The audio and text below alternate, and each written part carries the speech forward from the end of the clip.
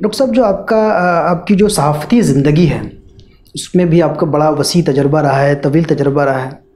कुछ अपने कीमती तजर्बात शेयर करें हमारे नाज़रीन से, ख़ास तौर पे जो हमारे मदारिस के नए तलबा हैं, नए फ़ारिग़ीन हैं, उनके लिए क्या काम की बातें हैं आपकी ज़िंदगी में? देखिए, बहुत अच्छा सवाल किया डॉक्टर साहब आपने। मैं यकीनी तौर पर मेरे जहन में ये बात सहाफ़त वाली नहीं थी, जबकि मैंने 16 साल एक्टिव जर्नलिस्ट के तौर पे मैंने गुजारे हैं। 16 साल गुजारे हैं। 16 साल मैंने अपने करियर की शुरुआत रोज़नामा राष्ट्रीय सहारा से की, जिस वक्त रोज़नामा राष्ट्रीय सहारा अपने उरूज पर था। जी हाँ। ग्रेजुएशन करते ही मुझे मुलाजमत की ज़रूरत थी और रोज़नामा राष्ट्रीय सहारा में वैकेंसी आई और मैं गया टेस्ट देने के लिए। टेस्ट में पास हो गया, इंटरव्यू में पास हो गया, मेरी मुलाजमत लग गई। जी। लिखने पढ़ने का शौक़ तो शुरू से ही था, लेकिन बाज़ाब्ता एक मीडिया हाउस में मुलाजमत मिल जाने की वजह से सहाफ़ी बनने का एक बेहतरीन मौका मिल गया। माशाअल्लाह।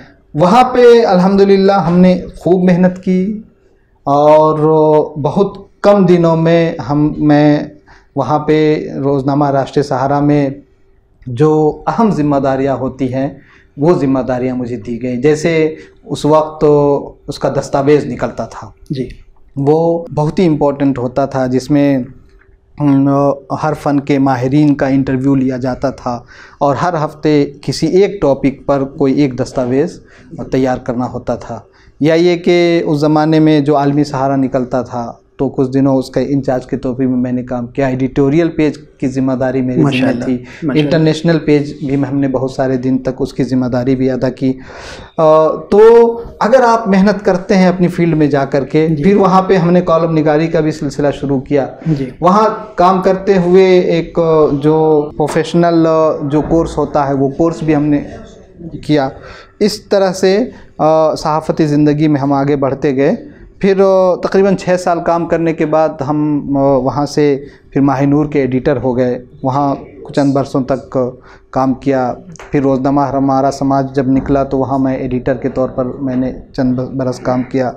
इनकलाब जब शुमाली हिंद से निकलने लगा तो मैं रेजिडेंट एडिटर के तौर पे मुझे वहाँ पे जगह मिली। जी। उस दरमियान हमने देखा कि यहाँ पे हम काम तो कर रहे हैं, लेकिन ये कि अब एकेडमिक काम करना चाहिए। अच्छा। तो वहाँ रहते हुए हमने जैसे सफ़ा साजी की तकनीक, हमने एक रिसर्च पेपर तैयार किया। तो आज तक किसी ने भी इस टॉपिक पे नहीं लिखा है सिवाय मेरे। अच्छा। कि अखबार की बेहतरीन सफ़ा साजी किस तरह से की जा सकती है, कितने अल्फाज पर मुश्तमिल सुर्खी होनी चाहिए, अगर एक कॉलम ख़बर है तो सुर्खी के अल्फाज कितने होने चाहिए, 2 कॉलमी ख़बर है तो सुर्खी के अल्फाज कितने होने चाहिए, 3 कॉलमी ख़बर की सुर्खी के अल्फाज कितने होने चाहिए, अगर लीड ख़बर हम बना रहे हैं तो उस ख़बर में कितने अल्फाज आएंगे, उसका फ़ॉन्ट कितना रहेगा, या ये कि हम सुर्खियों को कलर कर सकते हैं कि नहीं कर सकते हैं, फ़ोटो हम किस तरह से तस्वीर सफ़ा पर ये करेंगे, सफ़ा किस तरह से खूबसूरत बन सकता है। तो जब आप खूबसूरत तकनीक के साथ आप सफ़ा साजी करते हैं तो अखबार खूबसूरत होता है, और जब अखबार खूबसूरत होगा तो जाहिर है कि क़ारिईन की तवज्जो उसकी तरफ मबज़ूल होगी। जी। तो हमने उस पे काम किया। इसी तरह से हमने उसी टॉपिक पे एमफिल और रिसर्च का भी काम किया। तो उर्दू सहाफ़त आज़ादी के बाद मेरी किताब भी छप करके आ गई है, जो अलग अलग यूनिवर्सिटी के निसाब में भी शामिल है। मैं रेगुलर उसको अपडेट कर रहा हूँ। और अब जो चीज़ें उसमें आ रही हैं, जैसे सफ़ा साजी की तकनीक के बाद के साथ साथ अदब और सहाफ़त का जो रिश्ता है, उस पर भी हमने रिसर्च पेपर तैयार किया। सहाफ़त और अमन आलम, या ये कि देश की आज़ादी में सहाफ़त का क्या किरदार रहा है, या ये कि तहरीक आज़ादी में सहाफ़त का क्या, उर्दू सहाफ़त का क्या किरदार रहा है।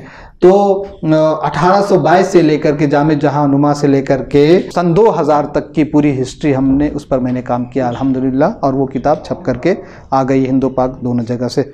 तो सहाफ़त का मैदान बहुत ही वसी है। मदारिस के तलबा बहुत आसानी से थोड़ी मेहनत करके, कोर्स करके और बिना कोर्स किए भी सहाफ़त के मैदान में जा सकते हैं। ज़बान उनकी अच्छी है तो उर्दू अखबार में जाएं, हिंदी में जाएं, इंग्लिश में भी जा सकते हैं और अपना करियर वहाँ पे बना सकते हैं। और यकीनी तौर पर उनको जाना चाहिए। और अगर वो प्रोफेशनल सहाफ़ी नहीं बनते हैं तो कॉलम निगार ही बन सकते हैं। सही है, कॉलम लिख सकते हैं। अगर आपके अंदर लिखने की तकनीक आ जाती है। अच्छा। तो आप समझिए कि अब आप इस लायक हो गए हैं कि किसी अखबार में भी काम कर सकते हैं और फ्रीलांस जर्नलिस्ट के तौर पे भी काम कर सकते हैं। जी हाँ। आज बहुत सख्त ज़रूरत है कि आप इस वक्त जो न्यूज़ एजेंसी UNI के अलावा उर्दू में कोई न्यूज़ एजेंसी नहीं है। फीचर की एजेंसी होती है, उसकी भी उर्दू में कोई एजेंसी नहीं है।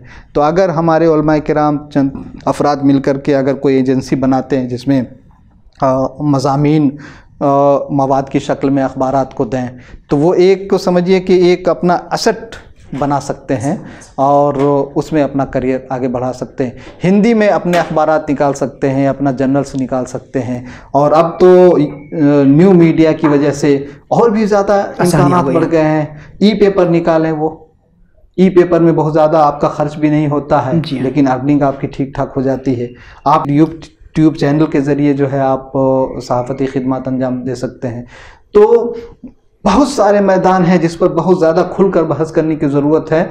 और हमारे अगर मदारिस के तलबा अगर इस तरफ तवज्जो दें तो एक बहुत बड़ा मैदान है। और इसमें सहाफ़त के मैदान में, मीडिया में सैकड़ों डिपार्टमेंट हैं जहां वो अपना करियर बना सकते हैं।